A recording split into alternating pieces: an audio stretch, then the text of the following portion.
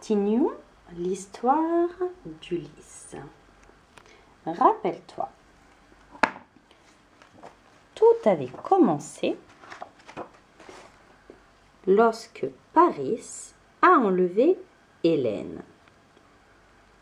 Les Grecs ont alors décidé de partir en guerre contre les Troyens.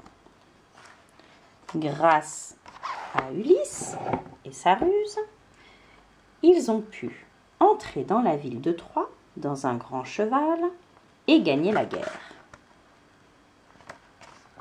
On aurait pu penser que tout était fini et que Pénélope allait bientôt revoir Ulysse, ainsi que Télémaque et Argos, le chien. Mais hélas, il n'allait pas en être ainsi. Le retour d'Ulysse commence avec une attaque surprise des Cyclones.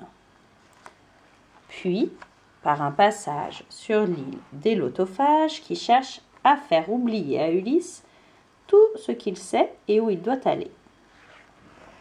Ulysse doit ensuite affronter le cyclope Polyphème. Par la ruse, il réussit à s'en sortir. Hélas, Poséidon décide de se venger. En effet, Polyphème est son fils et il n'est pas du tout content qu'Ulysse lui ait percé un œil. D'ailleurs, son seul œil.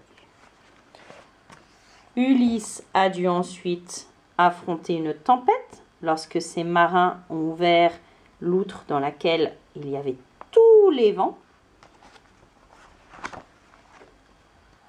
Il a ensuite échappé aux Lestrygons, les géants, mais ceux-ci ont quand même détruit tous ses navires, sauf le sien, car il s'était méfié et était resté loin.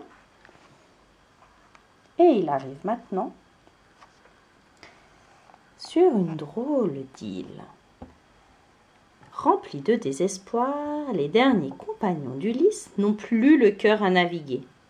Mais une force étrange attire leur bateau vers l'île d'Aiaï.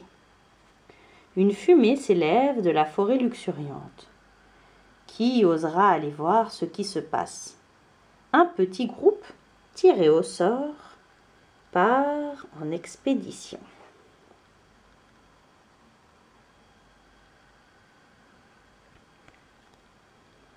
Quand les hommes arrivent au palais de Circé, c'est elle, ils sont impressionnés par ces loups et ces lions domestiqués.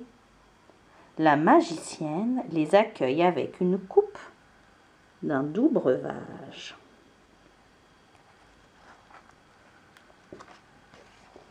Groin, groin. Terrifiés, les hommes comprennent que le breuvage est en train de les changer en porc. Parti à leur recherche, Ulysse rencontre Hermès. Le messager des dieux lui fait mâcher du moly,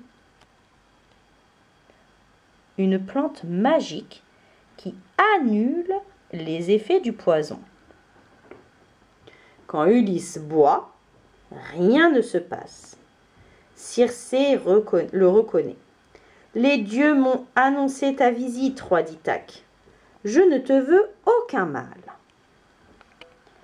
Usant de ses pouvoirs de magicienne, Circé séduit le héros. Circé est si belle. Mais avant de l'embrasser, Ulysse exige de voir ses amis reprendre forme humaine. Sur Aiaï, la vie est si agréable qu'une année entière passe comme un songe. Assez, Ulysse, tes hommes veulent repartir. Circé prévient le héros.